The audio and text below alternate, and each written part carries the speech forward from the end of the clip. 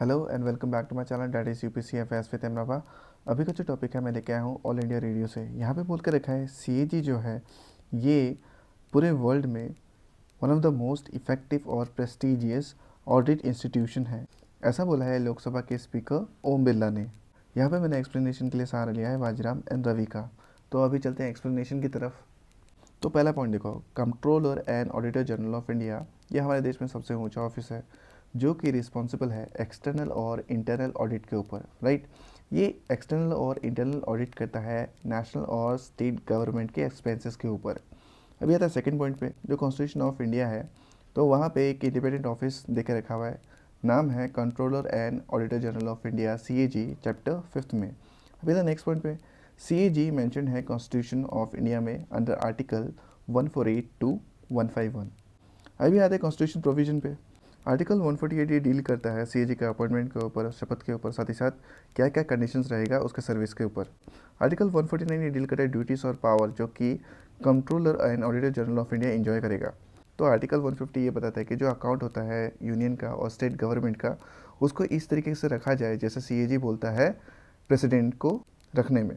Article 151 ये बोलता है the controller and auditor general of India ये क्या करता है, जो अकाउंट ऑफ यूनियन ये रिपोर्ट करता है प्रेसिडेंट को। ये प्रेसिडेंट क्या करता है, उस रिपोर्ट को लेके जाता है और पार्लियामेंट के हर एक हाउस में जाके उस रिपोर्ट को प्रेजेंट करता है। अभी आते हैं आर्टिकल 279। तो आर्टिकल 279 के अनुसार क्या होता है, कैलकुलेशन जो नेट प्रोसीड होता है, कैलकुलेशन नेट प्रोसीड होता है तो ये तय करता है और सर्टिफाई करता है controller and auditor general of India. तो ये क्या करता है, ये एक सर्टिफिकेट इशू कर देता है, तो वो सर्टिफिकेट होता है फाइनल। अभी आता है third schedule of constitution of India.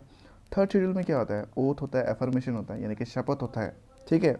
तो इसमें जो होता है सुप्रीम कोर्ट के जजेस भी आ जाते हैं, साथ ही साथ controller and auditor general of India भी आ जाते हैं। तो ये ओथ कब लेता है, जब ये अपने ऑफिस को ग्रहण करता है। अभी आता है appointment and terms of service.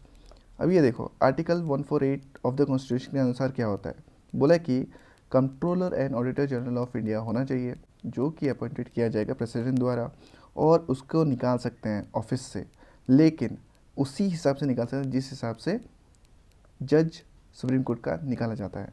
यहाँ पे बोल के रखा है वो अपने ऑफिस को 6 साल तक होल्ड कर सकता है या फिर जब तक वो 65 ईयर्स का नहीं होता है। जो भी पहला कंडीशन इनमें से फुलफिल होता है वो एप्लीकेबल हो जाता है। अभी आता है फंक्शंस के ऊपर, सीएजी का क्या क्या फंक्शंस है। सीएजी ऑडिट करता है अकाउंट को जो कि रिलेटेड है consolidated fund of India, consolidated fund of each state, union territories जहाँ पे लेजिस्लेटिव असेंबली है। तो ये जो फंड होता है यहाँ से जो भी एक्सपेंडिचर करता है तो उसके ऊपर ऑडिट करता है सीएजी। वो सारे के सारे एक्सपेंडिचर को ऑडिट करता है जो कि कॉन्टीजेंसी फंड ऑफ इंडिया से निकाला गया हो, पब्लिक अकाउंट ऑफ इंडिया से निकाला गया हो, साथ ही साथ कॉन्टीजेंसी फंड से निकाला गया हो और पब्लिक अकाउंट हर एक स्टेट से निकाला गया हो।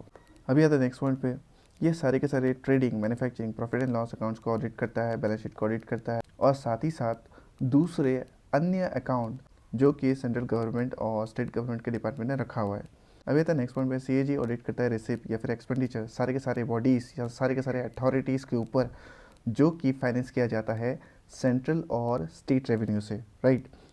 जैसे कि हो गया गवर्नमेंट कंपनीज हो गया, दूसरे कॉरपोरेशन हो गया या फिर बॉडीज़ हो गया जो कि बाय लॉ सेंट्रल गवर्नमेंट और स्टेट गवर्नमेंट से रिलेटेड हो। तो यहाँ पे बोल कर रखा है वो अकाउंट को ऑडिट करेगा या फिर दूसरे अथॉरिटी को ऑडिट करेगा जब प्रेसिडेंट या फिर गवर्नर उसको रिक्वेस्ट करेगा। फॉर एग्जांपल हो गया लोकल बॉडी, सीएजी होता है ये प्रेसिडेंट को एडवाइस करता है कि किस तरीके का जो फॉर्म होता है अकाउंट का सेंट्रल गवर्नमेंट और स्टेट गवर्नमेंट का, किस तरीके से उसको रखा जाए। अभी आता है रिपोर्ट्स बाय सीएजी। सीएजी ने क्या क्या रिपोर्ट देकर रखा हुआ है। सीएजी सबमिट करता है अपना रिपोर्ट जो कि रिलेटेड है सेंट्रल गवर्नमेंट के अकाउंट से, ये सेंड करता है प्रेसिडेंट को और ये प्रेसिडेंट क्या करता है, ये पार्लियामेंट जाके पेश करता है। ये सबमिट करता है 3 ऑडिट रिपोर्ट प्रेसिडेंट को। तो पहला ऑडिट रिपोर्ट हो गया अप्रोप्रिएशन अकाउंट्स के ऊपर, सेकंड हो गया ऑडिट रिपोर्ट फाइनेंस अकाउंट्स के ऊपर और थर्ड रिपोर्ट हो गया पब्लिक अंडरटेकिंग्स के ऊपर। अभी आता है लास्ट पॉइंट पे, इसमें बोल कर रखा है कि सीएजी अपना ऑडिट रिपोर्ट जो रिलेटेड है स्टेट गवर्नमेंट के अकाउंट से, ये रिपोर्ट सेंड करेगा गवर्नर को और ये गवर्नर स्टेट लेजिस्लेचर में लेके जाएगा और वहाँ पे जाके ये प्रेजेंट करेगा। तो ये था एक्सप्लेनेशन। अगर मेरा कंटेंट आपको अच्छा लगता है तो please like, share and subscribe and thank you so much for watching my videos.